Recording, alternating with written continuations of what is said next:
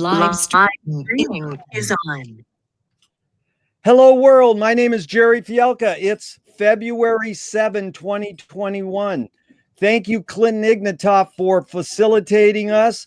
And it is an honor and a pleasure to be here with Sam Wasson. Is that the right way to pronounce your last name, Sam?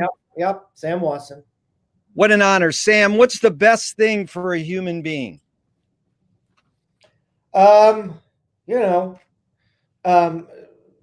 Communication, honest communication. Oh, that is a great answer. I said, Jesus. No, because I got to follow up, but I'll first ask you the next question. What's your favorite form of information? How it comes into you? I like to read, and I like conversation, so I guess verbal in some form, written or spoken. Yeah, so reading is printed and spoken. Yeah. So, you might know this guy, I can't think of his name now.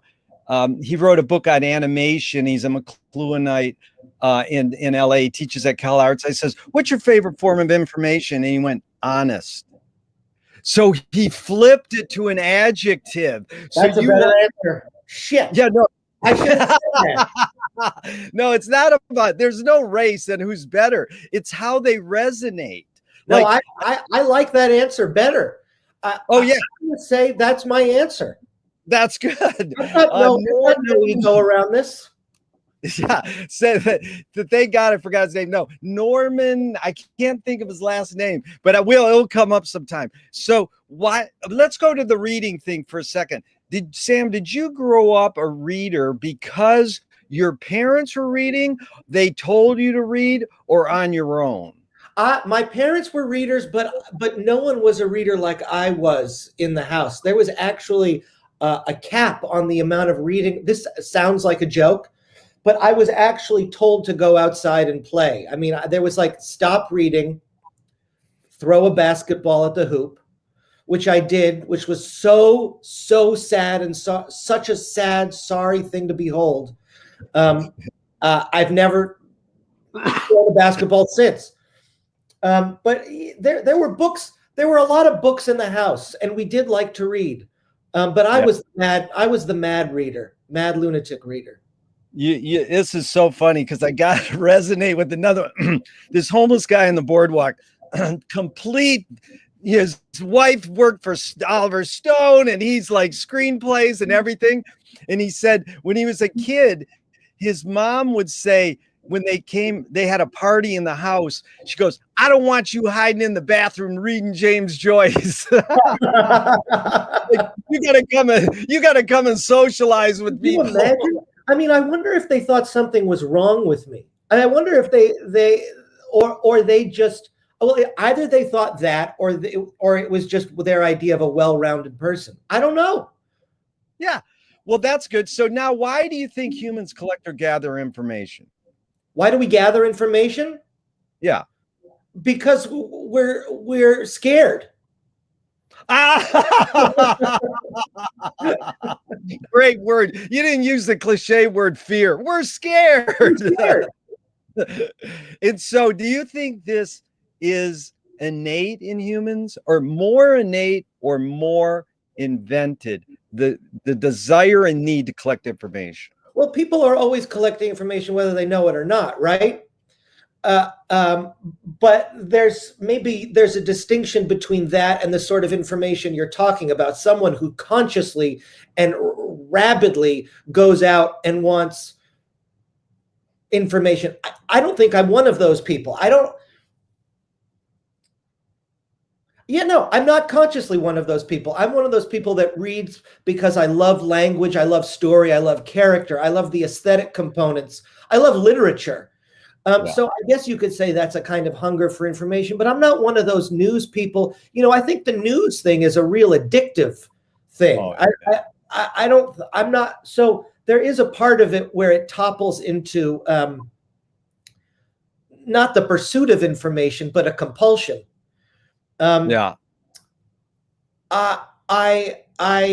Boy, these are great questions. What a joy it is to be asked a question you never thought of, gave us moment's thought. You're flying because again, you gotta hear, I can't forget his name, Michael Silverblatt, who should have you on his show too. And Bookworm, he says, I love reading more than life. I love reading more than life. Yeah.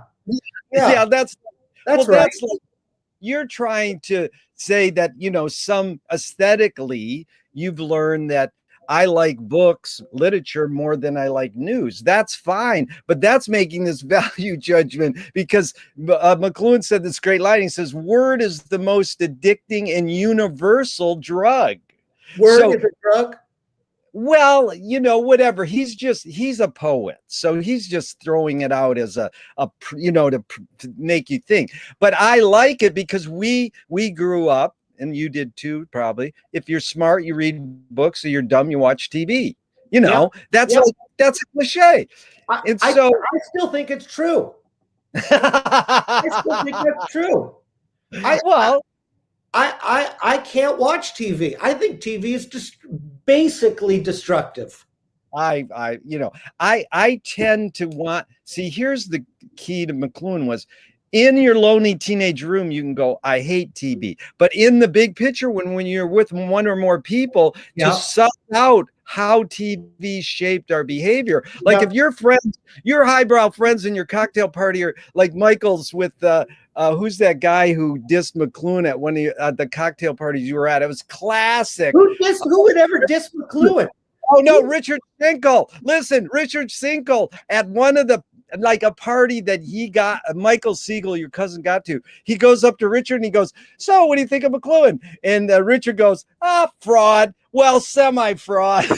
and Schenkel quoted, like Pauline Kael and Schenkel both, they knew of McLuhan's let's say influence, whatever, his questions or new metaphors, but they also wanted to make an aesthetic and go, diss is whatever. He sort of diss him. Then I found one of Richard's books 30 years previous to this conversation, which you were probably at that party with Michael a couple years ago before Richard died.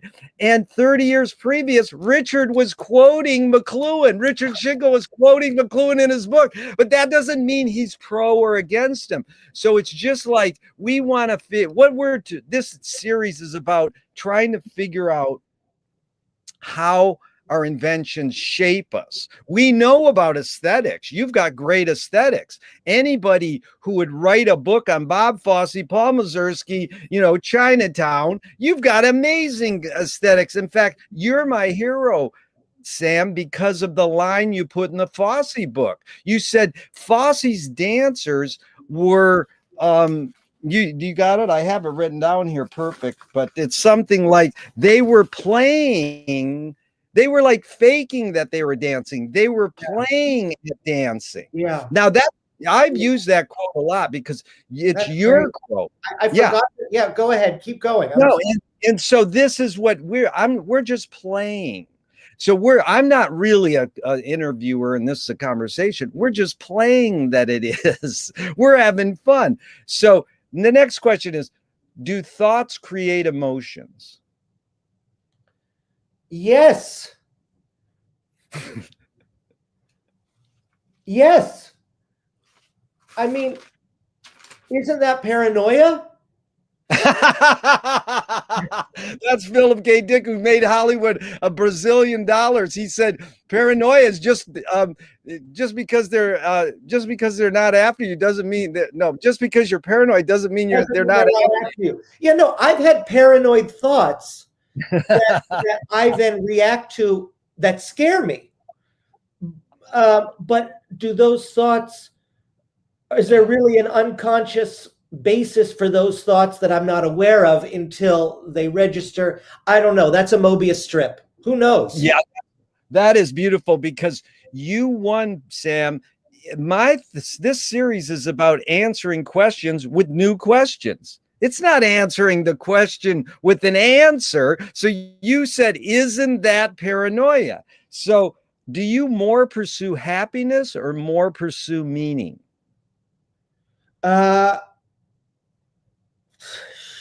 Jesus.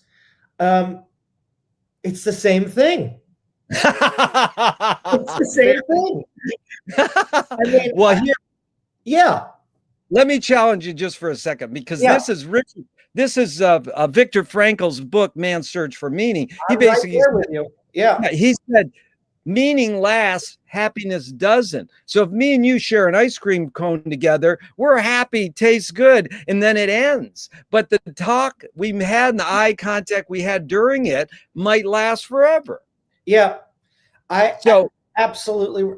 Yeah. I think that's, I'm right. I'm a Frankelite all the way. So if he said that, I'm right there. I'm a Frankelite. That is. So does the brain more detect consciousness or create consciousness?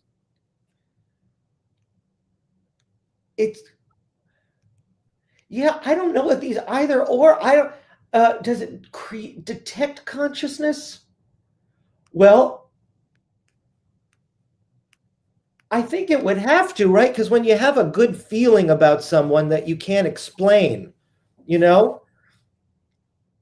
No, that's not true too. Because you could have a really neurotic feeling about someone that you can't explain. It's not necessarily responding to consciousness, but it's responding to ancient and destructive patterns. I don't know. It's got to be both. I don't know. What a good question. Shit. Well, thanks, Sam. Here's the thing. I tell people in advance of the interview, I'm going to ask you either or questions. You don't have to like, did I answer the question?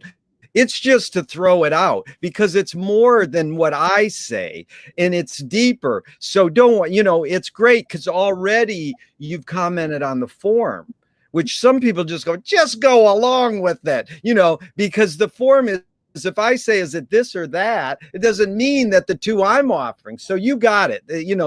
So there are some either ors. So what's fast? There's another one. What's faster, speed of light or speed of thought?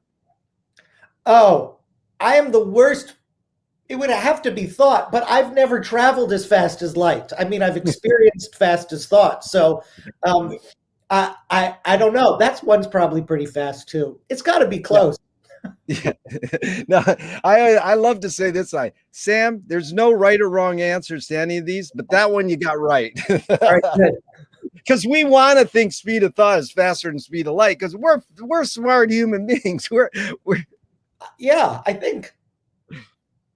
Okay, you can't dismantle the master's house using the master's tools. That's Audre Lorde, the poet. Yvonne Rainer responded, you can if you expose the tools.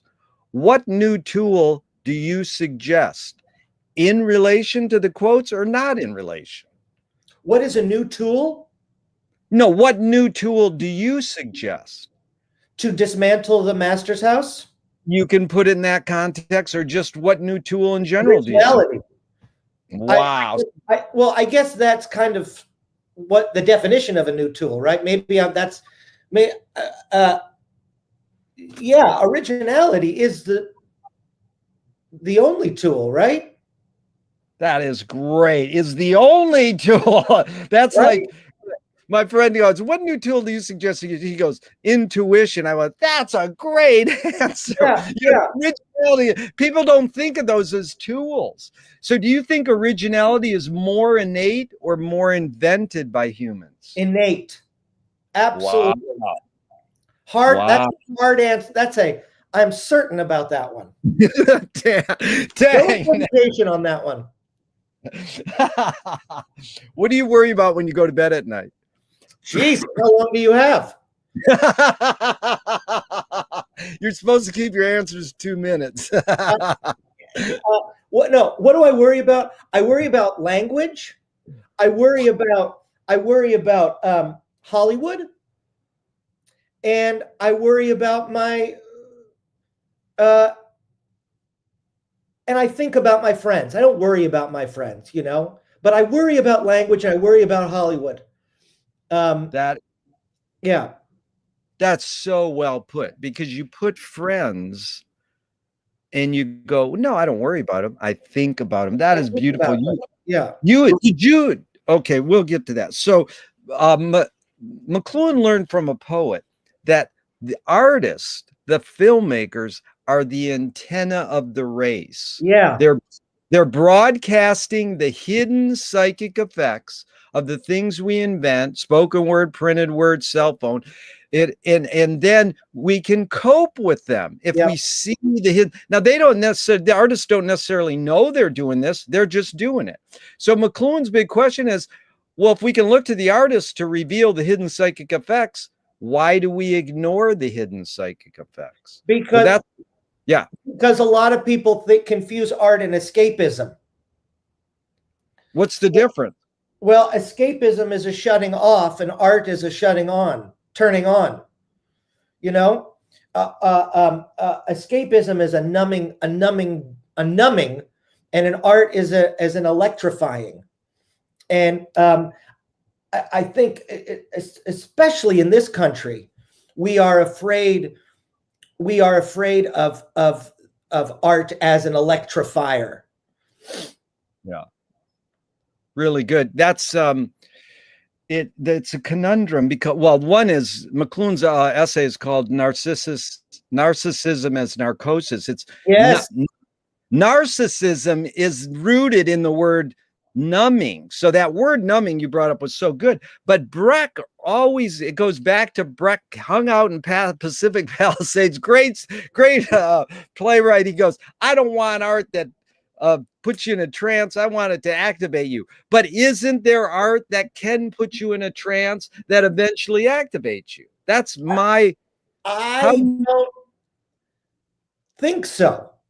I see. A trance sounds somnambulant. I mean, a trance is you're not yourself when you're in a trance, unless no, you're not yourself. It could take you to a deeper self, obviously, that could have the mystical quality of a trance. But I see that as enlivening, as expanding, and a trance I see as having blinders on. Yeah. See, I did the thing, is it this or that? And you do it too. You're really good at making your point. It's like this or that. So you helped me understand that conundrum I have with Breck, because I think you can go into a trance, Grateful Dead concert or whether, and have epiphanies up the yin yang, but you're talking about identification and self, that you're not yourself in a trance. That's what you... Yeah, I don't think you are under a spell in a trance, Yeah. Yeah, under spell. That's really good. So what do you think, again, a stupid either or, but just in general, I know it depends, just what's your intuition impulse? Are people more feeling beings or more thinking beings? Feeling. Yeah.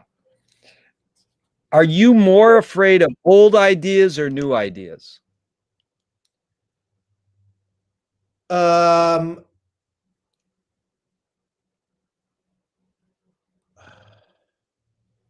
New ideas. I'm more afraid of new ideas. Yeah. Well, that goes back to your great word, scared. Yeah.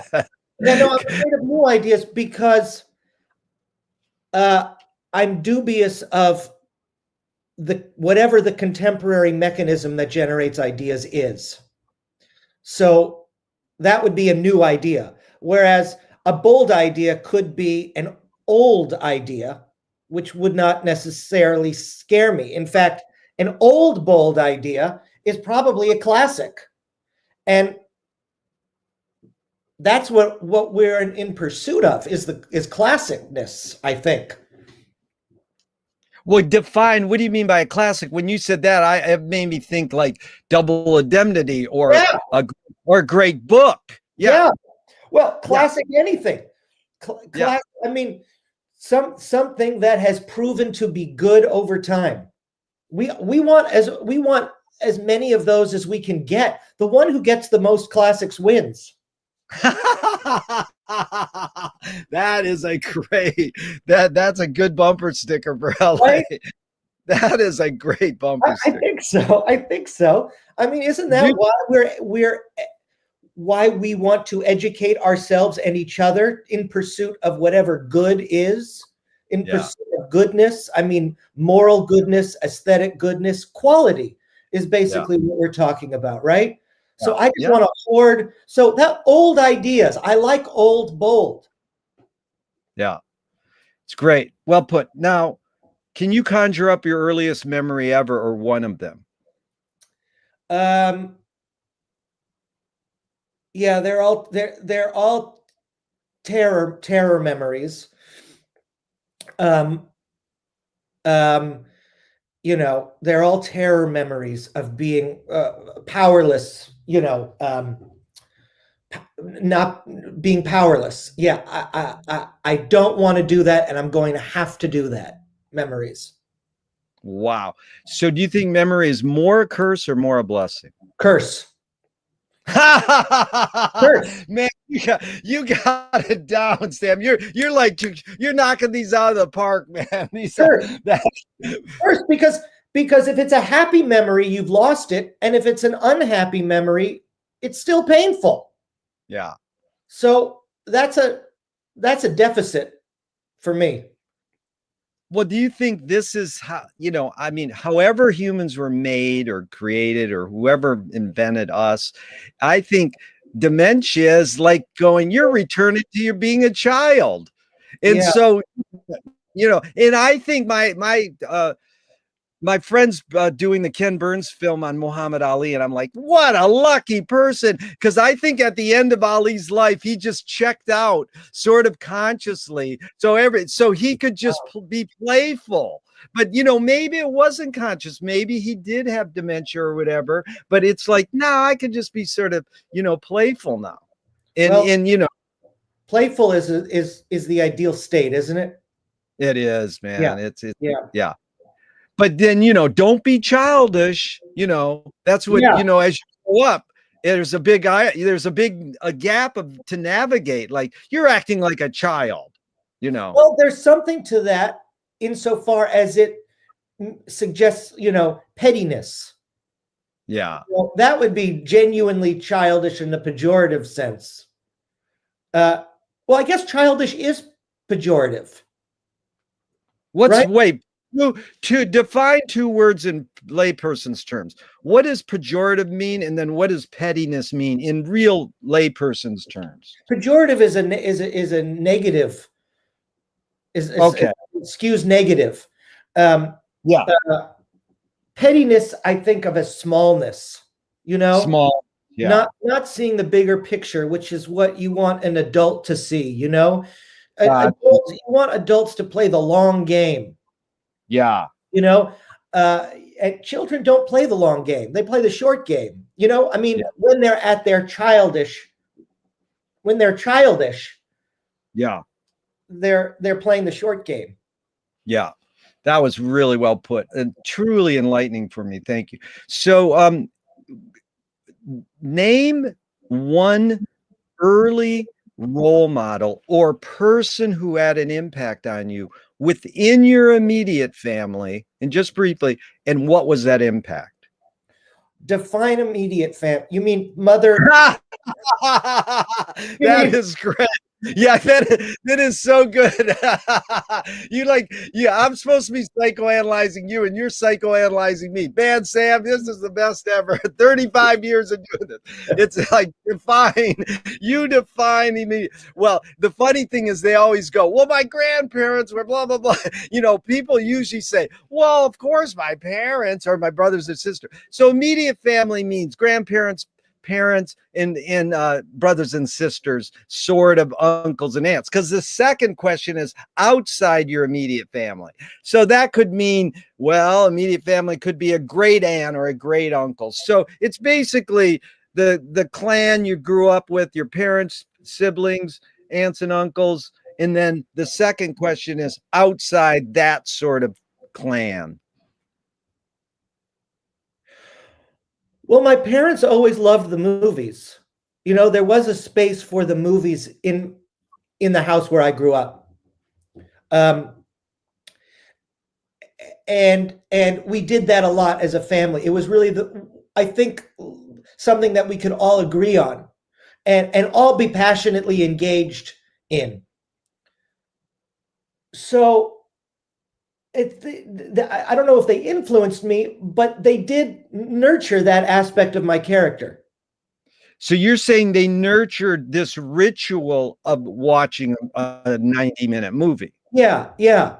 No pausing it. Were you watching them on VHS, DVDs, ABC Movie of the Week? Well, how were you watching?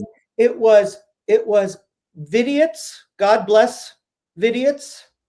Yeah. It was Vidiots. It was the ritual's a great word for it. It was going to Vidiots, and it was browsing. Yeah. And I'm so glad you asked that question, because I'm having a memory now that I didn't even know that I had. And my father would not rush me at the video store. Oh my God. And I could see how I would have been really annoying, because I wasn't just swinging by the video store. I was searching. I was searching, and he would really let me search. And so it wasn't like he was influencing me, but he was letting me be me. No, it's beautiful, Sam, because I'm watching a movie with my wife, and she go, "Let me see the cover again." That's like I'm reading your book, this great book, and I go, "Wait a minute, what is this book about now?" It's all about the packaging. So, but was that VHS or more DVD? That was in the beginning. I mean, in the days when I couldn't drive, I had to be driven to Vidiots. It was VHS. Wow. And then you went over to DVD.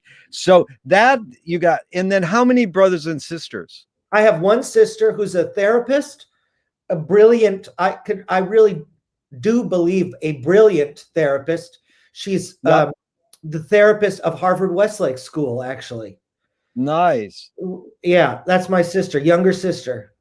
Oh, that's it. Just with 2 kids. Yeah. And so then now outside your immediate family, it doesn't have to be early. Who would you say was a role model or someone made an impact on you?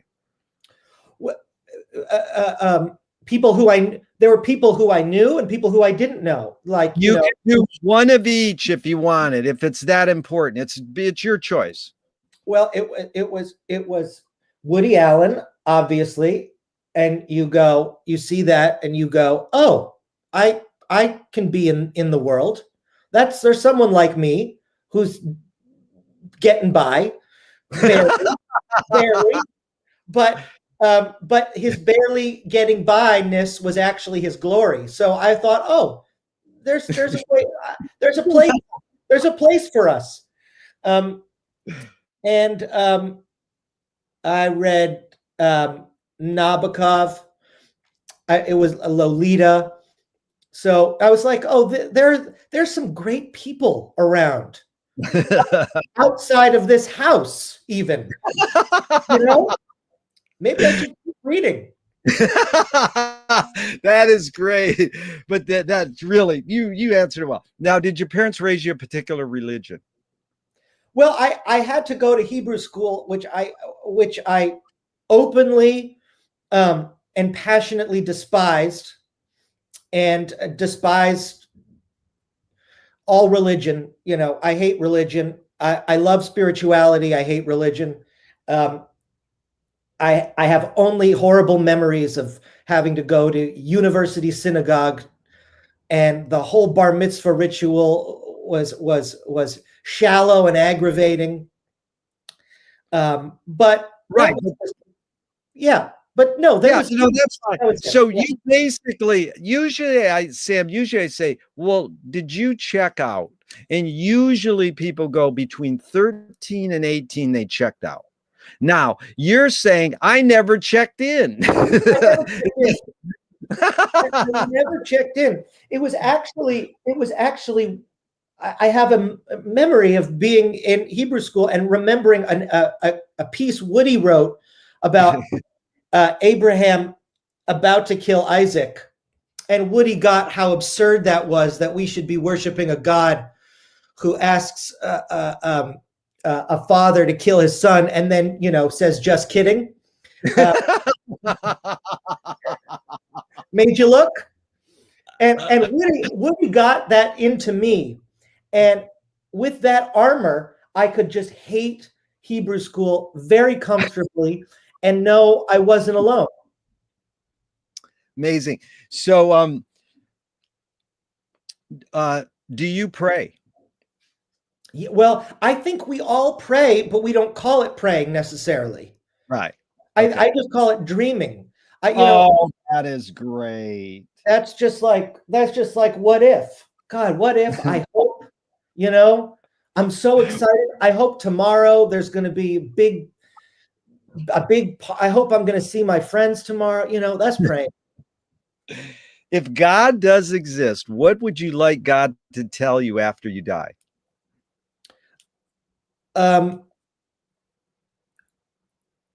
You were right. I'm sorry. You were right. That is good. Do evil people exist, or does evil use people as a vehicle?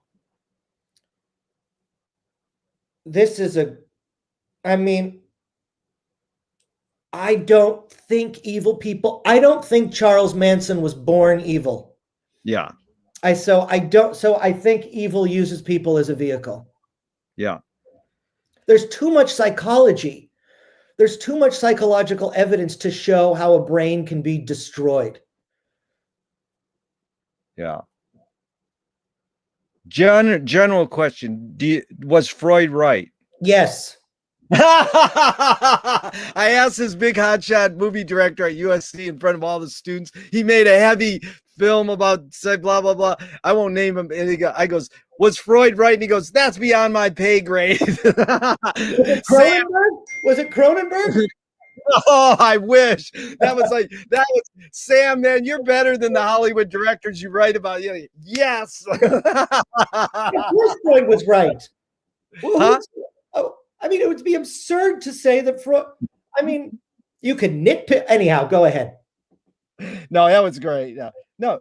In the essence of these questions is you have the range of I don't know. And then you go, yes, and you have certainty and uncertainty. That's the beauty, is that's the range of it. It's all like, was Freud right? Yes. I'll tell you off screen who it was. And not okay. I think no, it's funny. And so no, Cronenberg, that's great. Well, he made that movie about Freud and Jung, and I was just that's right. Cronenberg on my only. Is it basically recommended or not? I never saw it actually, but okay. I will say, as Freud was right and Jung was also right. Yes. Oh yeah. Very good. Okay. How do you advise someone to deal with an enemy? So I'm going to throw out a few modern thinkers' thoughts. Alan Watts says, if you acknowledge your enemy, you empower them. Coppola stole from both the mob and the samurais. Keep your friends close and your enemies closer. JFK said, forgive your enemy, but don't forget their name. Fellini says, I need an enemy. And that's got to be the best one, Fellini. I need an enemy.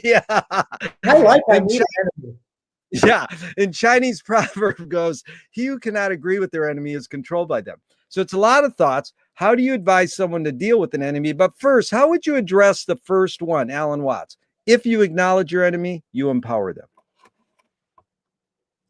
I think you have to acknowledge your enemy. If you're not acknowledging them, you're denying that they exist. And that's kind of a form of repression, isn't it? I don't know how to not acknowledge your enemy. So I disagree with Alan Watts there. Good. Now, how would you advise someone to deal with an enemy? You privately, if the enemy is ideological, you privately work up a counter argument, either in art or in whatever your creative inclination is, And if your enemy is a person, you say, "I'm done with you," and you tell them that. You say, "I'm done with you. Goodbye." I've done it many times. Feels great, actually. Feels great. No, I agree, because I call it's a pick and choose world, you know. But they do say blood is thicker than mud, or whatever they say, whatever that cliche is. You can't say that to your family, or can Oh, you? sure. Yeah. Yeah. Yeah. Okay, so James Joyce was up here. We go into film. That one of the guys that I'm interviewing, he goes, "Aren't you going to ask me anything about film?" You don't have to. No, I know. That's why I knew you would get this, because you're always talking about your books and your projects, and that's good. But I know you come into my Finnegan's Wake reading club once. I knew this guy is deep. This guy is, yeah. I mean, okay, James. Yeah, and talk about Finnegan's Wake. James Joyce was the first projectionist in Dublin, the Volta Cinema. He basically checked out. This is 100 years ago. He basically, cinema's only 130 years old. That's sort of cool. Yeah. We're dealing in a cool art form that's still just like when you think of how old literature is. In fact, Peter Greenaway nailed it. He says, if film's only this long and literature's this long, we haven't come close to anything in Finnegan's Wake in cinema. Now that's debatable, but anyways, Joyce is the first projectionist in Dublin. He basically checks out. He says, this is stupid. Why should I go inside a building and see a movie of a tree when I can go outside and see a real tree? Mm-hmm. Years later, Faulkner says sometimes the best fiction is more true than journalism. So why do we have to recreate things in order to get them? Why do we have to go to a theatrical play of people acting out life? Why don't we just live life? Because life doesn't allow you the life doesn't have the compactness of meaning that art does. And also, art allows you all of the virtue of experience without suffering. So in life, we can only grow by suffering, but in art, we can grow without suffering, because it's not happening to us. We feel it doesn't wound us the way life does, but it can still touch us. It's safer and more dense with meaning. Yeah. It's heavy. It's really well put, Sam. So what first attracted you to be a writer? Life doesn't have meaning. Art, I mean, they're the opposite. I mean, I'm confused by Joyce's thing, because life doesn't have meaning. Art has meaning. Done. Let's go over that. Life doesn't have meaning, but art does. Is that what you said? Yeah. Yeah. Art does. Okay, so that's good. And being confused over Joyce is great, because all my quotes I rattle off, people go, "Oh, okay." They believe that I've done the research and found that. So Joyce is saying that he doesn't believe cinema is art. That's probably what he's saying. I mean, that's sort of it, but it's also books do the same thing. Exactly. So it sounds bullshitty. And one guy, you might know him, P. Adam Sidney. He's the foremost scholar on experimental film. Is really amazing. And he says, Joyce didn't say that. And then I had to change it in my book. It says, allegedly said. But I did hear it from some Joyce scholar or somewhere. I just forgot to remember where the source was, because you have to do this in your research. You're a deep researcher. You go, what's your source? Yeah, of course. Yeah, and so that's important. And so it's just a bigger picture, because he didn't say, okay, I'm going to switch over, because Eisenstein said, let's make Ulysses as a movie to He did? Joyce. Wow. Yeah. Wow. I mean, it didn't happen. And Joyce didn't really, dabble in the cinema thing because he's in Paris in the 20s when Duchamp's making films then. And so, Man Ray, all those guys are there right on that cutting edge. He puts Charlie Chaplin in his book, he puts references to movies in his book, So anyways, that was well put. So then what first attracted you to pursue you answered that. Okay, so now the question is, what first attracted you to pursue writing? You're growing up a reader, and then when did you go, I can do that? I can write. I never said I can do that. It's all, I never said I can do that. It's only recently that I'm starting to think I can do it. But it was a way to dream. Writing was a way to dream. So there was never any idea that I would show it to people. But Sam, what's your education? You went to high school, then did you go to college? Yeah, I went to Wesleyan in Connecticut. And what'd you study? I studied film and English. Film theory? Yeah. I mean, I guess it was like, I guess you call it film theory. I mean, it was the auteur theory. It was just pure auteurism, which to me is not even a theory, it's a fact. So that's good. But you didn't learn. Go ahead. Go ahead. But you didn't learn. You didn't go into film production or how to be a screenwriter or a director. I did that at USC. I went to USC afterwards for film school, production film school, and just didn't go that way. Right. But then when you said what caused you to write your first book? I mean, then you had a switch somewhere. You went, oh, I can dream that I'm a writer, but I'm actually going to put a book out. So right. What was the trend? It was my professor at Wesleyan, my old film professor, Janine Basinger. She's the greatest scholar of Hollywood on the planet. She said, why don't you do a book for Wesleyan? And I said, great. I never even thought about it. And I wanted to write about comedy. I wanted to write about slapstick comedy. And Blake Edwards was still in the picture to talk to. And so it was Blake Edwards. That's a smart idea because it was someone you could still talk to. Yeah. But let me ask you a tangent question really quick. If you're into slapstick and sort of Buster Keaton's sort of the godhead of it in cinema world, I have a through line that I was curious your just quick reaction to. Buster Keaton knew that he was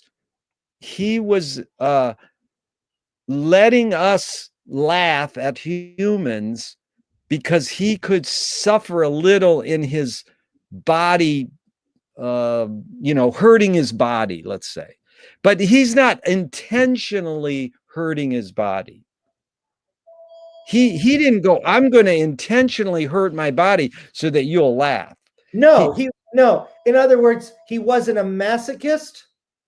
Yeah. No, he was an entertainer, right? Or is it, right. Are we doing the same thing? I'm sorry. Well, no, that's fine. Now the through line is then you go to Chris Burden right here in Venice, California, the performance artist, and he had himself shot. Right. Now he didn't really want the bullet to hit his arm. It was supposed to skin his arm, but then it went into him, and he sort of became this big new thing with performance art. And that's a little. Then you go to Jackass, where they know, which became this huge phenomenon in movies. And I didn't like study Jackass films, but I saw it once with my brother when his kids were watching it, and we never laughed so hard in our lives. Me and my brother are laughing harder than we ever laughed in our life. And we kept looking at each other going, why are we laughing at this? You know, and as kids, it's just like normal fun. Well, So then there's more safety, there's more emotional safety in Buster Keaton and Jackass than there is in Burden, you know? I think that's the difference, you know? Right? Why is one funny and one not funny? Yeah. Yeah. Well, they're both funny. That's what I'm saying. It's funny that Chris Burden got away with it. And it's funny if you can get into that headspace to Jackass. I mean, a lot of people did. Yeah. You know, he's huge and not, you know, he's even considered, you know, Johnny Knoxville's considered like, you know, whatever, you know, he's not brushed off. Yeah, I don't know. I don't Anyways, know. you nailed it. Anyways, it's all about context. I'll ask you this question now. There's no such thing as a good or a bad movie. It's a good or a bad viewing experience. Any comment? Untrue. Untrue. Untrue. Yes. Quality exists. Okay. Quality exists. Okay, so if clothing is an extension of our skin, knife and fork extends our teeth, the shutter and the projector or the camera extends our eyelid. McLuhan said everything we invent extends some humanness. What does your writing utensil extend? Meaning either you write on a keyboard or a pen. What does your writing utensil extend? What humanness? Dreams. Nice. Dreams. Yeah. Yeah. So Greenaway, back to Peter Greenaway, he said, cinema is much too rich a medium to be left to storytellers. Our experiment. Isn't that a great line? Hey.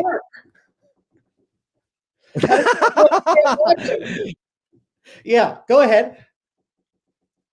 Are experimental filmmakers telling stories a different way or doing something completely different? Well, wherever you have change, you have a story, right? First it was this, now it's this. And that is something that takes place over time.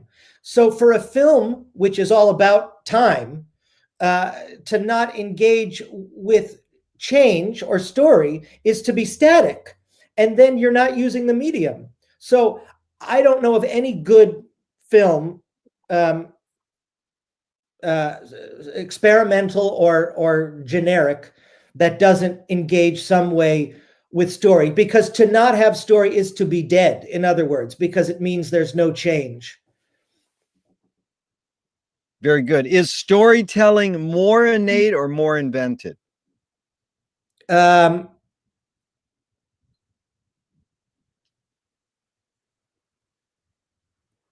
Fuck. I think it's got to be innate, because we all have stories about ourselves. Yeah. This is who I am. Yeah.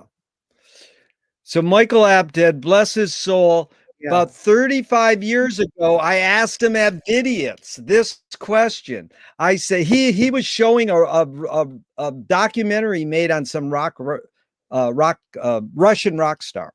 And this was right when MTV was breaking. And I says, why do rock video editors feel so obliged to edit fast?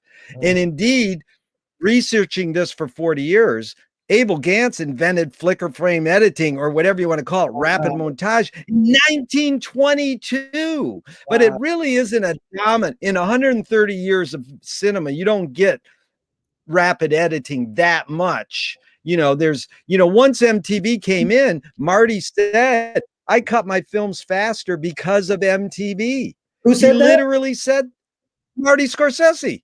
Yeah, because I was just thinking The Last Waltz is not cut fast, is it? No. No. Yeah. But anyways, I mean, he's he's not saying overall, he's telling Thelma cut faster, but he knows that this is the zeitgeist. So I asked Michael Apted, why do they feel obliged to edit fast? He says, because we can learn to take in information faster. And now my question is asked with a bias. Can we literally learn to take in information faster, or are we just brainwashed to believe we can? Well, I have issue with that, his answer, even before you get to that question, which is why does cutting equal I mean, to say that cutting is information means that not cutting is not information. I mean, you could have a long take and that's information. So I don't see why information is only conveyed in the cut. And no, do your the hidden ground question is it literally possible for humans to multitask?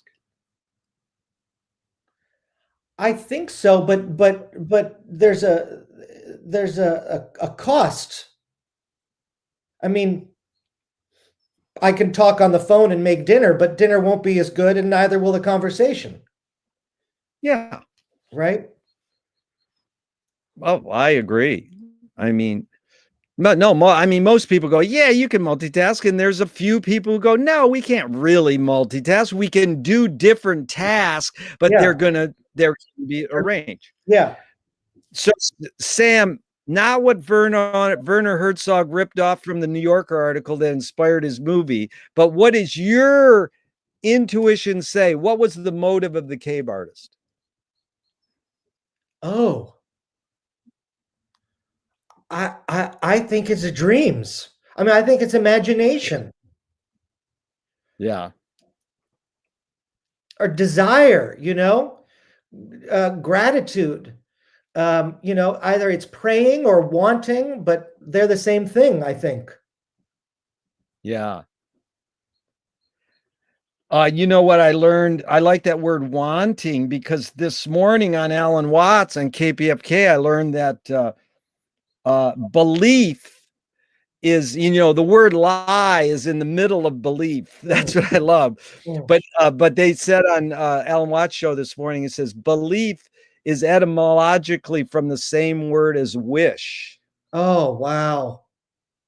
That's nice. That's nice. Yeah. Okay, like Sam, what's more important, conviction or compromise? Conviction. You've accomplished a lot in your life. I look forward to all your books. Like I said to Richard Linklater, you haven't made your best movie yet. You put out some damn good books there, Sam, and you haven't put out your best book. Thanks, Gerry. No, well, it's true. You've accomplished a lot. How do you rate these three elements? Skill, luck, and ambition. What comes first, second, and third in your accomplishments? Ambition, skill, luck. You know what I used to, you are truly the conscious of Hollywood, because the question used to be, is ambition based more on fear or joy? And then I read, I don't know if you've read Friedkin's book or seen him speak. Yeah, I love Friedkin as a speaker. Yeah. Oh, he's very intelligent. He goes, in Hollywood, this is why I changed this question. He goes, in Hollywood, it has nothing to do with luck or skill. It's all ambition. I'm afraid that's right. I mean, yeah. But it's not a bad thing. What you're saying earlier, Sam, is that you just dreamt that you could, like, if you what's that? Fake it to make it. It sounds fake has changed so much, but like you just said, I'm going to dream up that I could write a book. And you didn't even say you're like, I'm an accomplished writer. You're saying I'm still dreaming. Yeah. Yeah, and I guess I like Friedkin's answer too because it means that it's fair. I mean, I think and I've observed this too. I don't see many talented people um, not doing, not achieving a satisfactory amount of success. I think Yeah, success is pretty much um, um, fair. it's good. Success is fair. That's a good Sam aphorism. Boy, we could talk about that. So, a poet said that poetry is outing your inner dialogue. What language is your inner dialogue in? Raymond Chandler. You got it. Thank you so much. Sometimes people go English, and then I got to go, well, what form is your inner consciousness in? But I do have to tell you, there's a great experimental filmmaker in New York, Abigail Child. I says, what language is your inner dialogue in? She goes, I wish I knew. Isn't that a great answer? Yeah, it's great. And You're hearing. that's probably Go ahead. more honest. That's a better answer. Yeah, I like that. But it is like you're hearing this voice, and some people go, my mother complaining, or TV. Yeah, Yeah. yeah. I mean, there's many, but I'm just saying it's interesting for the idea that that's what poetry is getting that. I mean, that's what if you get that, like you put it in the words dreams, if you get those dreams out, I mean, like sort of the two godheads to me of that were Fellini and Buñuel. They got their dreams out onto the screen, Yeah, and they did. Yeah. They did. So a great filmmaker, George Manupelli, he actually started the Ann Arbor Film Festival about 60 years ago. That's half of the length of the history of cinema in Ann Arbor, Ann Arbor Film Festival. His mantra is ignore yourself. Jonas Mekas said there is no self-expression. Great jazz pianist Cecil Taylor says, I'm just a vehicle and this just comes through me. Now, it all sounds romantic, but is art making, filmmaking more? I know this is an either or, but it's just like is it more self-expression or more you're a vehicle for whatever culture or technology is dominant? If you're good, it's self-expression.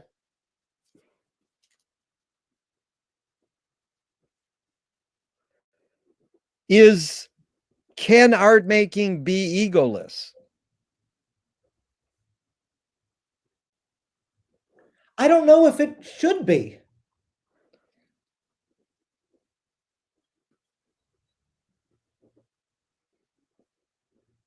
Nice. You know how to answer these in like headlines for Variety. I know you write for all the cool magazines. I always go, I want to write for New York, or I want to write for New York Times. But is perception reality? No. No, and because we can get caught up in projections, and though they're not real. And if we believe them, then we're crazy. Yeah. There is reality. Yeah. No, it's been tackled many ways, because it's like, actually one of my favorite answers was is perception reality? And guy goes, that's all you got. No, he didn't say right. he said that's all he said that's all we got. That was very interesting. But it is Lily Tomlin, I think, nails it. She goes, reality's just a collective hunch. That's good. That's good.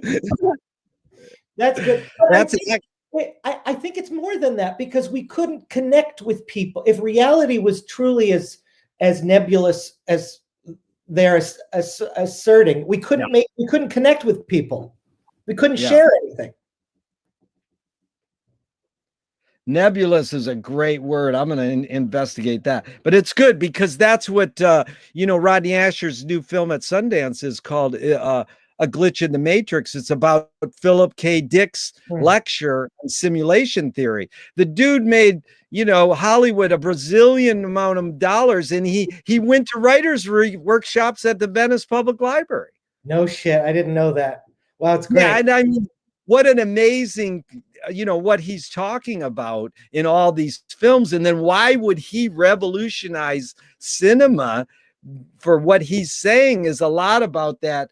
Is reality, perception, or is this, are we, So I never ask this question anymore, but I got to, because you've used the word dream so much. So one of the reasons McLuhan probed Finnegan's Wake by James Joyce was because he said that artists dream awake, that everybody, and it's not to be elitist, but everybody has this scenario going on in the middle of the night where they're creating all this. And some people can create that while they're awake. They dream awake. So I never got how to ask the question, but I did include the Jean Cocteau quote. It's a filmmaker's privilege to be able to allow a large number of people to dream the same dreaming together, and to show us the optical illusions of unreality with the rigor of realism. Yeah. Yeah. So, yeah. Go ahead. Yeah. So how have dreams, I mean, you've already sort of asked this, but maybe a little deeper. How have dreams become a part of your creative process? I mean, daydreams and night dreams are both a part of, and when you said artists dream awake, that's daydreaming. That is where I think that part is self-evident, that's imagination. But the unconscious night dreaming is maybe pieces of you that you don't know are there and are worth listening to. I don't know how to listen to them. I don't know what they're saying. But they're rooms in a house that I didn't know existed. And so you'd be better served to walk into them and at least see what's in there. But how that's achieved, how I actually do that, I don't know. Dreams may just be chaos. I'm still not convinced that they're speaking a cogent language. But I look for themes. I do get themes in my dreams. And that is latent content to this story that may be what this book of my life is really about. That is so good. You got a lot of great lines there. Latent content. That's a good title right there. Latent content. I think that's Freud, right? I think that's Freud. Latent. I'm not sure. No, I love those. But you really said it well, Sam. You're not afraid to not be certain, but you at the same time can be certain. And you sort of nailed what I think is one of the ways to understand Finnegan's Wake is American Indians would go from one tent to the other tent in the morning. And then I'd go, like, I'm going to Sam's tent, and I go, Sam, what'd you dream last night? Oh, I was on this boat and I turned into a zucchini. And then I go, well, what happened then? And my questions would be shaping your dream. So I'm the co-creator of your dream. Oh, yeah. In a way, yeah. And so that's what Finnegan's Wake is. It's what McLuhan called the user is the content. So we can, when you create your piece of art, it's no longer yours, it's the users. They can do whatever they want with it. But if they misuse it according to your intentions, you're not responsible. Right. You're talking about the pulling the dream from the depths to the surface changes the story. Yeah, because that's the two stupid side questions I have to ask you. When Louis Buñuel went to his screening of either L'Âge d'Or or Un Chant Andalou with pebbles in his pocket, and then they started a riot, kill the filmmaker, this is horrible, and they win this in the lobby and broke all the paintings, was he there to help start the riot or to protect himself if they go, there he is? What's your theory? Wow, that's great. Well, Buñuel was a revolutionary. He probably would love that. That's funny. Well, I mean, insofar as it's a bourgeois setting, he would be down to annihilate, I would think.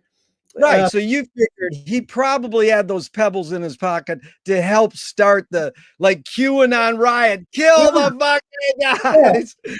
And so then the other one is Kubrick. Now I asked James Harris, he worked on 8 Kubrick films. And he has a specific answer to this, but I won't tell you until you answer it, because I want to know your intuition, because we don't know. And Stanley, if he was sitting here right now, he'd probably bullshit us anyways. Yeah. So when Clockwork Orange started to get copycat droogies beating up winos in London, the cops in London, or my friend says, the Queen even said it to Stanley, you've got to pull this film. So Stanley pulled Clockwork for 30 years in England only. More so deep down PR stunt, or more so because he believed his film caused people to be honest? Just what's your inclination more so? I think not PR. Really? I think not PR. I don't think Kubrick wasn't that invested in selling, was he? Yeah. Well, I should reword the question, because do you think, now I have to come back, do you think he thought that his films caused violence? Wow.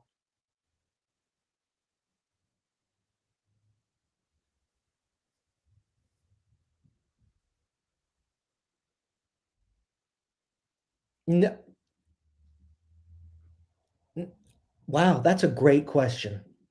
Yeah, because see, what's James Harris said? He goes, I knew Kubrick. He thought 2 things, family and film. And he didn't want these droogies coming beating up his family. But he didn't, I have to rephrase the question, because the PR said perfectly. I mean, yeah. I only hesitate because I don't see how any rational person could believe that a film could turn a non-violent person into a violent person. And so I don't see how Kubrick could possibly believe that. Then again, no one knows this man. I mean, there is no good record of Kubrick on this planet that I've found where I really feel like someone has organized this person into a biographical picture. So I have no basis of making any kind of Kubrick and you know what? His films are like that too. Who is this person? He's missing from his movies. I find. So I can't. Tough one. It's a tough one. Well, no, that's actually, I don't know how I got my script in front of me and I fucking blew it, because one of my main questions is that a screenwriting teacher told me that a great film is when you can clearly see the intention of the maker. Kubrick says the opposite. A great film is when you can clearly not see the intention of the maker. Sam, yes. And so my question is, Sam, what role does intention play in your creative process? Urgency. Urgency. What is the deepest part of, if the deepest part of yourself is not on the page, on the screen, what are you holding? Why are you're holding back? And you're wasting the audience's time. I'm paying for someone's vulnerability. That's what I'm paying for, right? And if you're going to take my money and not give that to me, you're stealing my money. So that is so good, man. Sam, we could put out a whole book of Samisms. This is too much because you know what Billy Wilder says, a great one too. Because in college, my professor taught me the popcorn theory. If you serve popcorn during a film, people like your film more. And it's probably why do theaters now? Sorry, no more movie theaters, but you can make popcorn at home, and put on, so Billy said, I just hope they like my film as much as the popcorn.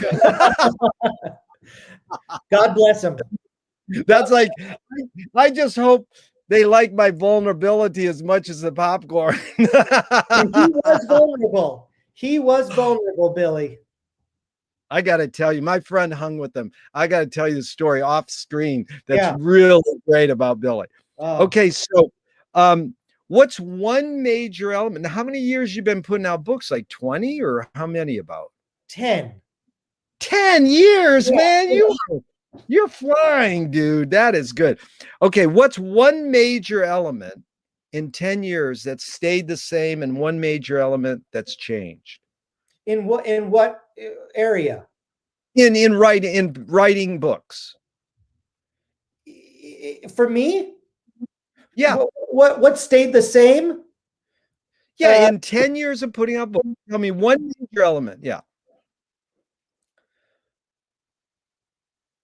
What stayed the same is the obsession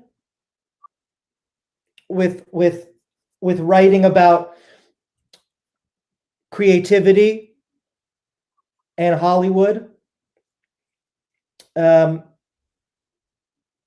One thing that's changed is I've gotten more confident in my ability to do it. Nice.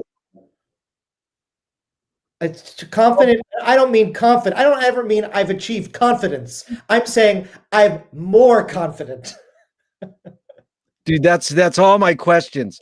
Is it more innate or more invented? I know it's both and it depends. You just throw in the more word. That's good. More. Lewis Carroll said, I believe as many as 6 impossible things before breakfast. Have you believed in any impossible things lately? Wow.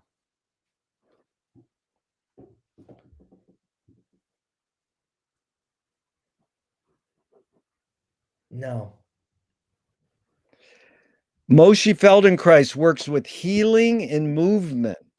He says it's literally possible to identify a weakness and incorporate it to become a strength, rather than we're normally taught to overcome a weakness. Tell me a weakness you've morphed into a strength. Anxiety. And then how's it become a strength? Because it's a motor it brings with it a tenacity, and tenacity gets the job done. Yeah. That's a Samism. Motor, tenacity, job done. Okay, here's my favorite. Where'd you get your work ethic from, Sam? There you go. Anxiety and anger too. Anger. But I mean, don't you get, usually people, I go, where'd you get your work ethic from? They say their parents. Did you were they workers and hard workers and taught you? My parents are workers, but they're not obsessive. Yeah. About their work. I don't think they're not obsessive about their work. Well, here's the funny thing is if you look up work ethic in Wikipedia, but the third paragraph down, it says this could be a scam by consumer capitalism. That could be. That could be. So it could be. How do you find peace of mind? Oh, uh, dinners with friends. Dinners with Nice. friends. Martinis. Um, um, and the book business, the book industry. Uh, uh, because I believe in this world where so much is wrong. I don't, the book business is actually can still be a source of goodness. And Yeah. some days I just say thank you for continuing to make books, Yeah. So that's where I find peace of mind. Friends, I friends, love it. booze, and books. Friends, booze, and books. That is it. It's like there's one question I don't ask anymore. Name your the philosophy of your life in 3 words, all beginning with the same letter. So you got 2 of them there. Well, I but would say maybe buddies, booze, and books. there you go. Buddies, That's booze, it. and books. Yeah.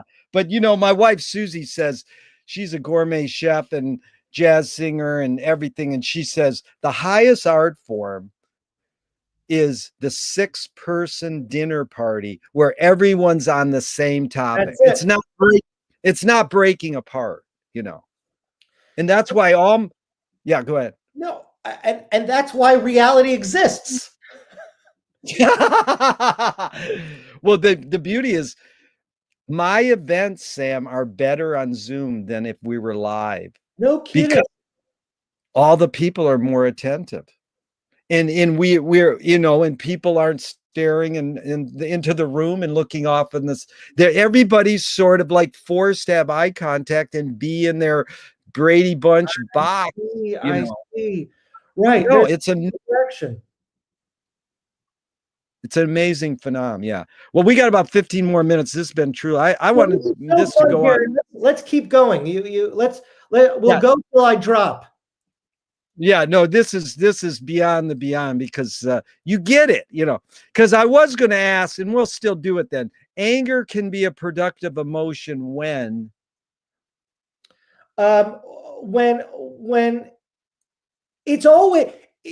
it's always productive as long as you don't hurt anyone with it. Yeah. If it's in there, it needs to come out. Yeah. Now, this question's hard because I asked a famous comedy writer, can satire be destructive? And he says, that's the job of satire. Yes, agreed. Which is a great answer, but you can do cartoon in some other country and they'll come in your house and they'll come in your office and kill you for doing that cartoon. And then you got to determine whether dying is destructive, So Swift compared satire to the mirror in which people could see every face but their own. So you make up the question. I mean, can satire be destructive? Just go with that one.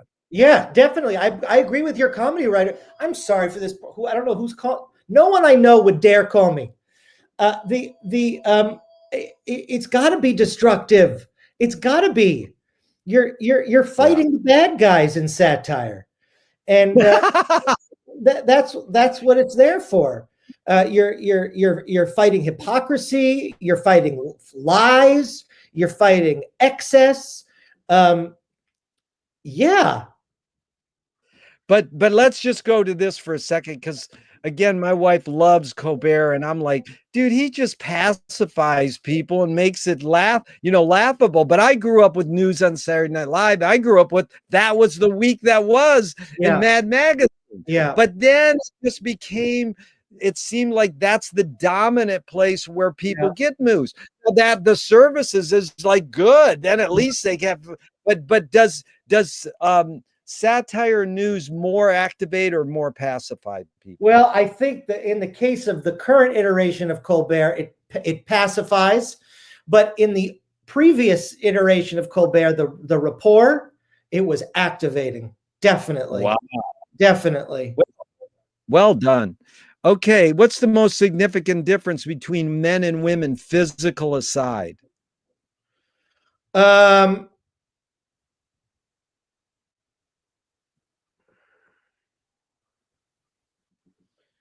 I think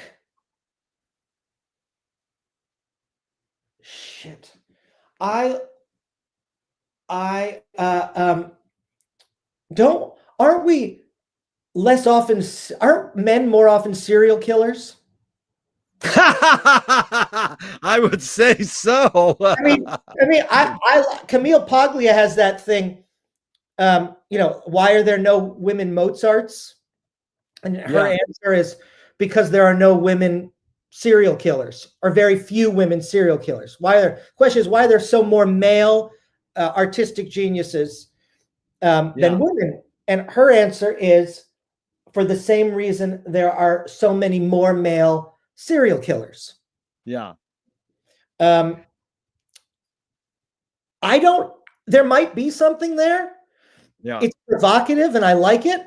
And it's better than anything I could think of. Oh, it's brilliant. Because I at one of these fancy art museums, I asked Camille a question, and she goes, "You're a man after my own heart." Because I know how to ask these people questions that really get them, and it sort of gets them to feel good, and then it throws a curveball. Yeah, no, you're great. This is great. No, but they what the fuck? Like that guy who Michael Chabon, Oh yeah. You know that? Yeah, like he's really talented. He sort of like turned to his wife and like, what? But Camille was great. She is a deep thinker. I love what she does. I do too. She's throwing curveballs. She ain't just singing the party line. No, I know. I love her. I love her. Yeah. Yeah, and she does love McLuhan too, which is rare. That that's like McLuhan's a charlatan in the academic world, sort of. Is he? Oh yeah, that's real. I use Michael's thing with Schenkel as the key one.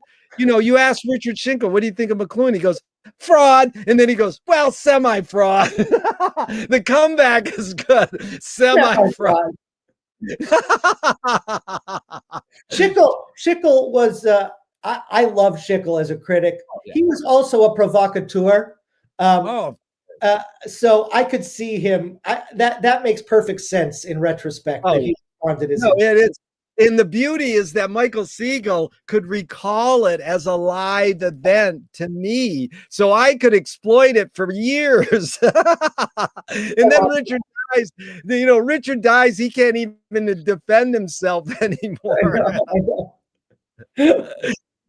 So there's a line that goes, "You create what you resist," but it was actually Bob Goldthwait who morphed it into "You are what you hate." Yeah. So then, back to Joyce, it's a curious thing how your mind is super saturated with the religion that you say you disbelieve. And then Louis Buñuel nailed it. He goes, "Thank God I'm an atheist." Yeah. So just off the top of your head, what do you think of this line, "You create what you resist"? Not you, Sam, but one creates what one resists. Well, in terms of shadow projection, to go to Jung, I think that's definitely true. We are oftentimes living in perceived nightmare, and that's what we see, but it's not always there. So I do think we often are prone to creating what we resist, seeing the nightmare that isn't there.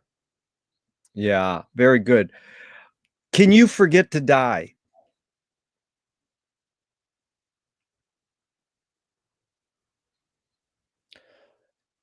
Spiritually, you can. I mean, spiritually, you can be stubborn and not let old selves and not shed old skins that have died.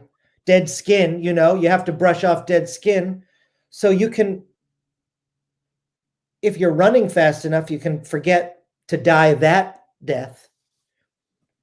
Great answer, man. That is really good. This is from Marcel Proust, and you should end up on the last page of every Vanity Fair, you know, the Proust questionnaire. On what occasion do you lie, Sam?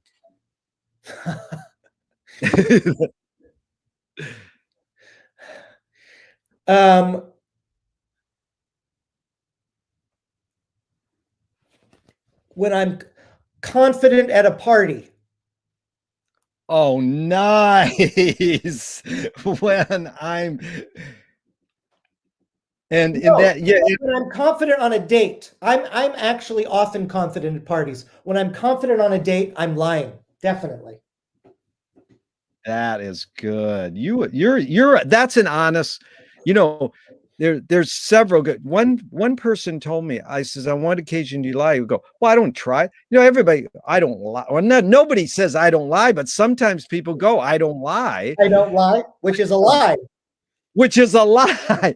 In fact, this McLuhan just taught me yesterday that we invented language to lie. Oh. And it was, oh my God. And I asked people at my lectures all the time, what's the first human invention? This art kid goes, lying. And I went, holy shit, that's heavy. But they asked Tom Waits, on what occasion do you lie? And he goes, I didn't know I needed an occasion.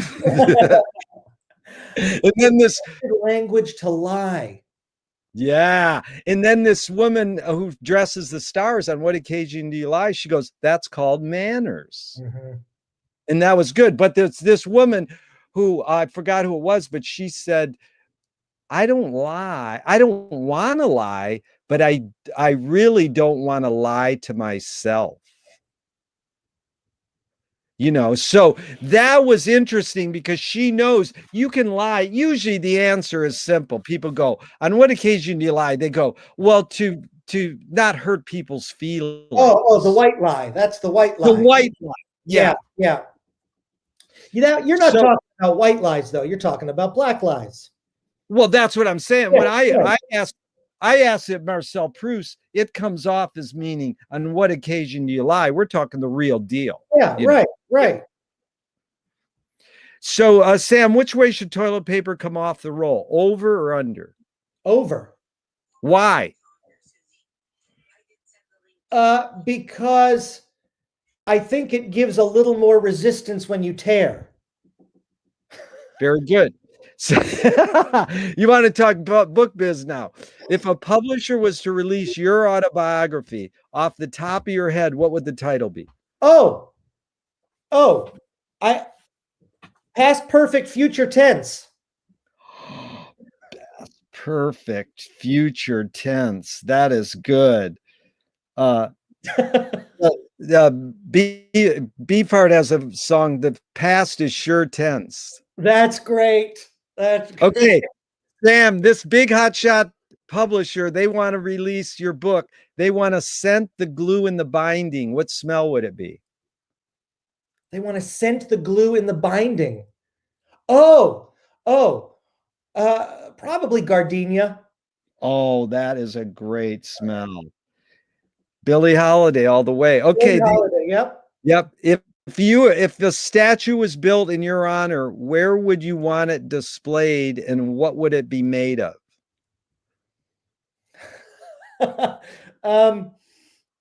Where would I want it displayed? Shit. Wow. Probably at the site of the old Duttons on San Vicente. I love that story. I met Scott Wanenberg there.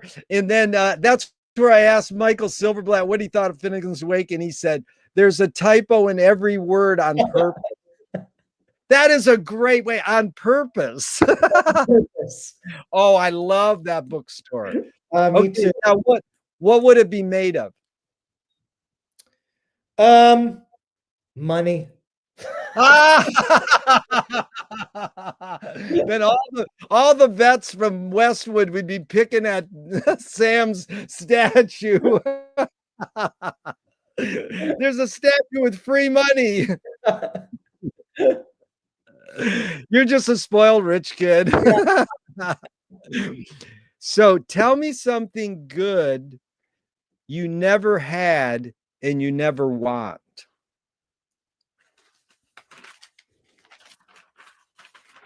A vacation. Oh my God, that is a most people go up, it's good. I want it. That is a good, that's sort of self-imposed Yeah. because is it because you're always on vacation? No, the opposite. The opposite.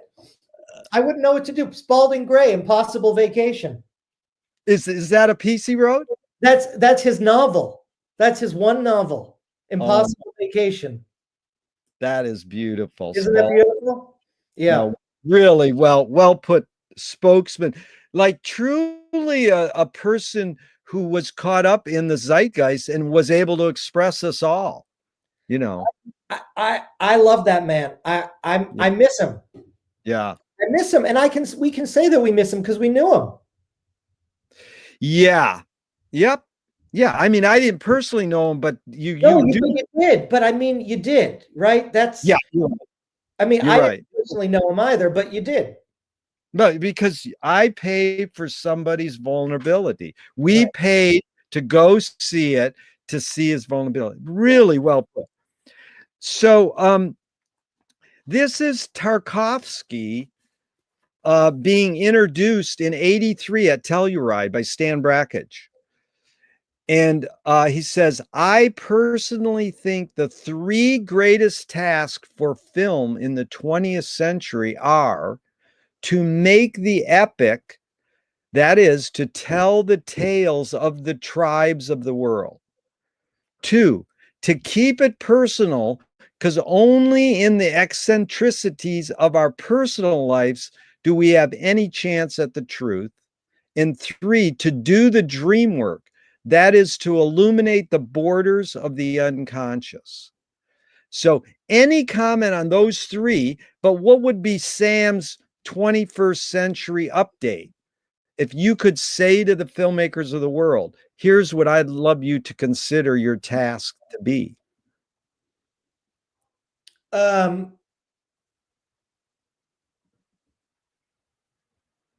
Sound. Tell the story that you have to tell and sound like you as you tell it. Yeah. Also, study so you can learn the cliches and avoid them. Oh my God. Because, I've got it right here. Look at McLuhan's book title. From cliche to archetype. Wow, that's great. Isn't that amazing that you That's flip great. and our friend on the wake meeting the other day, she goes, we have to come up with new myths. And then you listen to you with Elvis Mitchell and you go, no, our myths are movies. Go ahead. Yeah. Yeah, but we're not generating new ones. Right. New movies. Well, there's a few filmmakers who are doing it. I mean, a few. Yeah. A few. I mean, Yeah. to me, the film that did it was Sans Soleil by Chris Marker. I have never seen it, and it's sitting there in my living room. DVD collection, yeah. But you gotta see it on the big screen. But anyways, at some point, see it. It might not come across because so many people.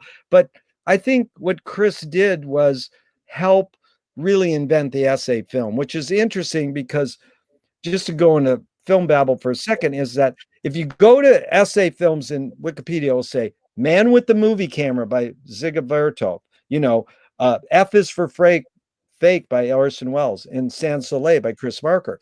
So it's sort of like if you fake a fake film, it's a double fake out. So it's not a mockumentary or a fake. All films are fake anyways, but you want to think Frederick Wiseman isn't fake. Right. You want to think, and he calls this stuff reality fiction.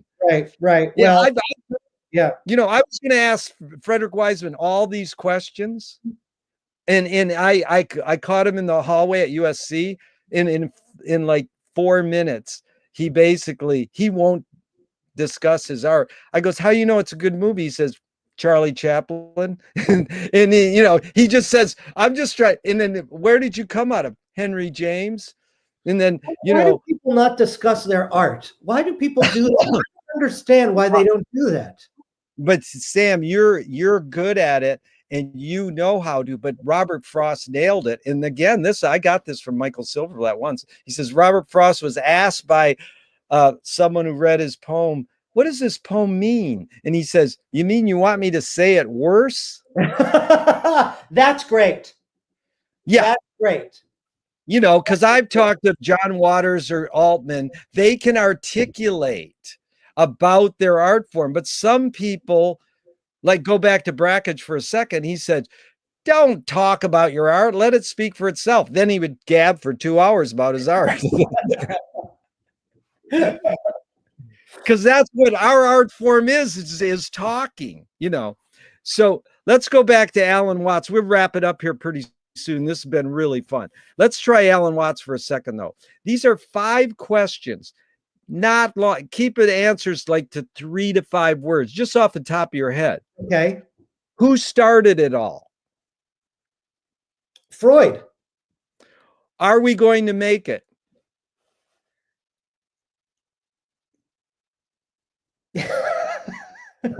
Pass. We go, the gap is where the action is. That where you went down, no sound. That is the essence. Just put that on the loop. Have Clinton, they'll go, here's Gerry interviewing Sam, and put that on a loop, and the whole thing is just because the no answer is it. Pass. That's a good. Where do we put it? Oh, everywhere we can. Oh, beautiful. Who's cleaning it up? Oh, our children. Oh my God. And is it serious? I'm afraid so. Yeah. Frank Zappa said, I'm very serious about being not serious. So I'm going to ask you one more question, and then we'll turn it over to Clinton, and he'll ask you a question. Okay. And then I'll have 2 follow-ups. So it's really been nice that you went over your 90-minute limit there. Oh, dude. I had no idea how fun this was going to be. This is we're all about fun, because my favorite kind of music is funky, and words evoke more than their meaning, because fun is the key.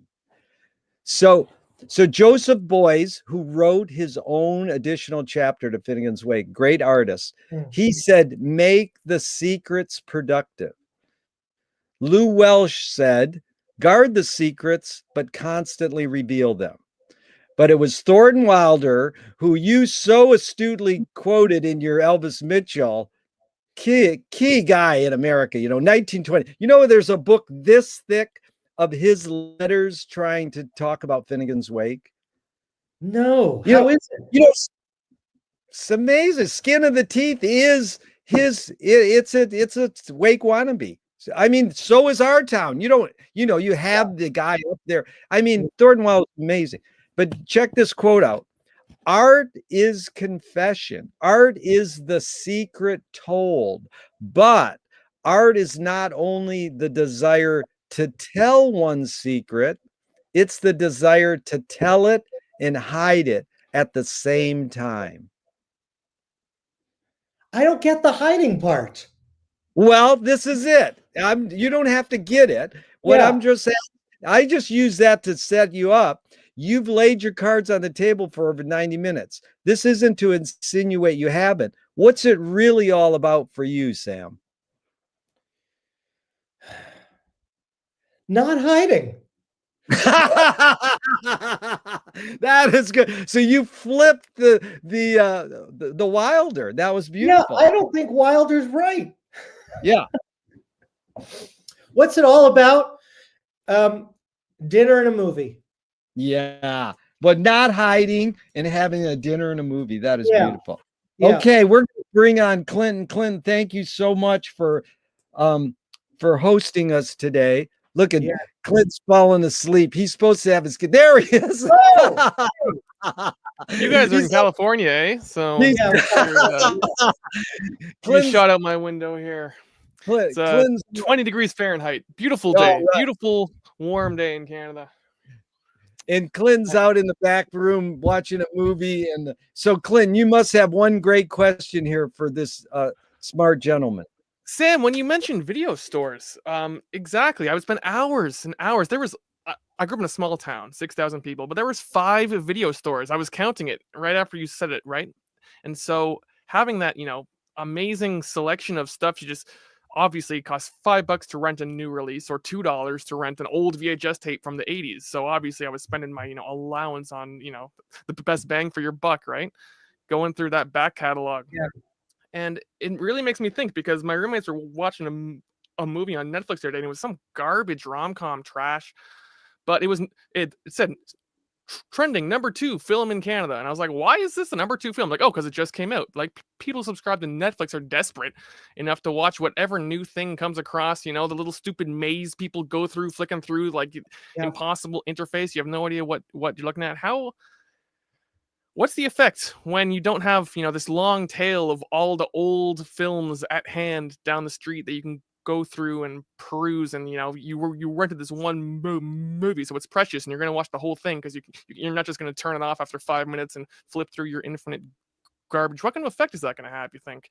What effect to not have the video store? Yeah, to not have the video store, to not have the long and with no curation.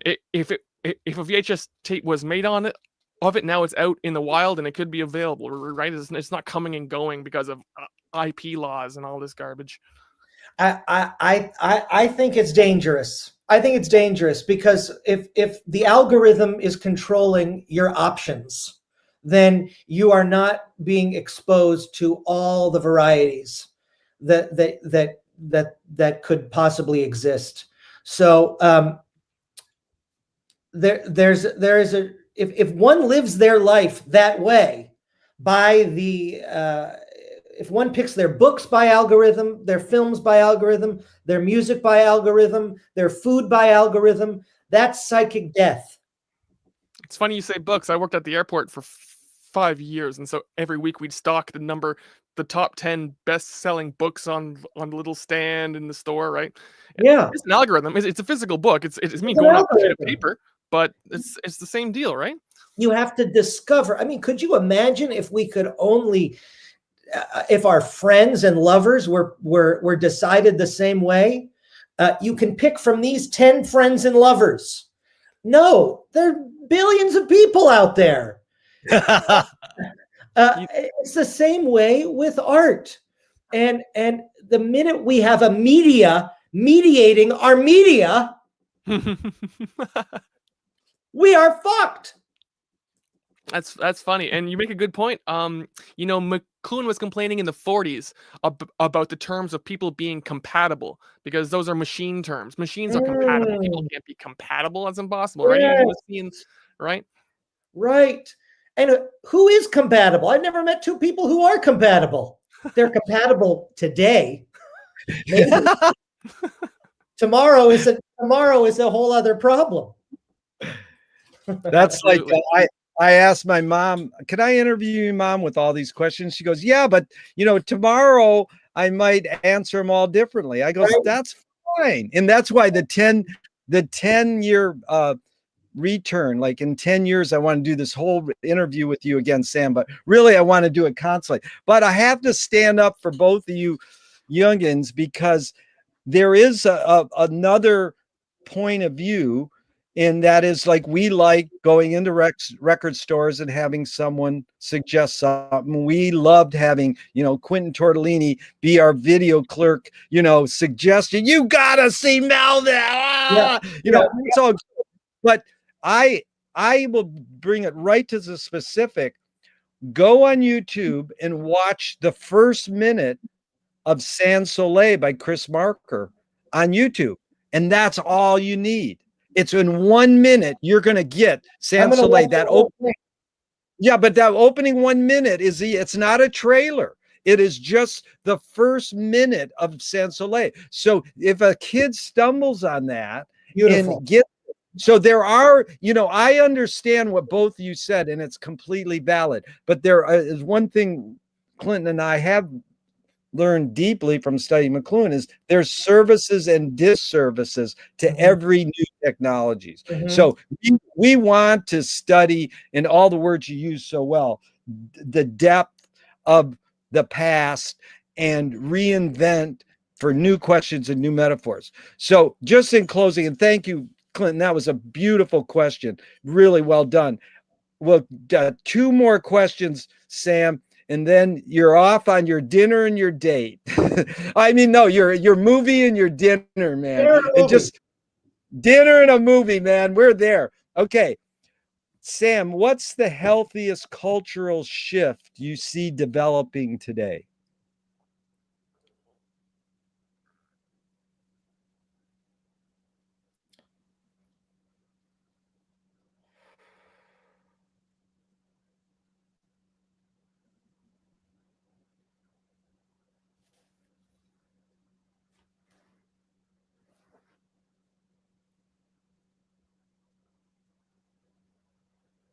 I really don't see one. Totally fine. That's all right. Now, but you did. Let's say I'll ask you the last question. Then I'll do a follow up. The last question is: what gives you the most optimism? The book business and my friends. Yeah. Now that's beautiful, because the first question I asked you, I got from someone who studied Wilhelm Reich, and is, what's the best thing for a human being? And she said, the right answer is other human beings. Yeah. The last question I got from one of the last questions they asked Groucho Marx: what gives you the most optimism? And he said, other people. And that was beautiful, because, he cut down people his whole life, but he needed people. And that was beautiful. And we need both. I need both you, Sam, and Clint. And it's amazing, because what's the most healthiest cultural shift today? 80 to 90% people say youth. And you inferred that a few answers about back, where it's the young that, we have to believe that the youth and the younger people are going to have the revelations that we claim we're having, and discover new metaphors and come up with new questions. I hope so. I hope so. I see a bunch of fascists in training coming up. So I'm scared. I'm scared, but look, all we need are our friends. I go back to it, I mean, in that scary moment when we all thought maybe Trump, what if, I just thought, you talk about prayer. I mean, I really said to myself, if I just get the tiniest dream is to just have dinner with my friends every night. Yeah. And for that, I think I could withstand anything. Yeah. Well, I invite you both. Come to Venice, California someday, and we'll have the dinner. We'll have a dinner together. Clinton, Sam, me, and a few other friends. So, Sam, thank you. Thank you, Gerry. Thank you, Clinton. Really wonderful. Thank you. That was so fun. Bye, guys. It's really wonderful.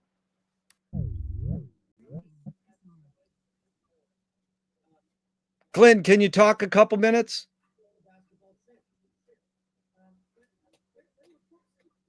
Clint, can you talk for a sec, Clinton?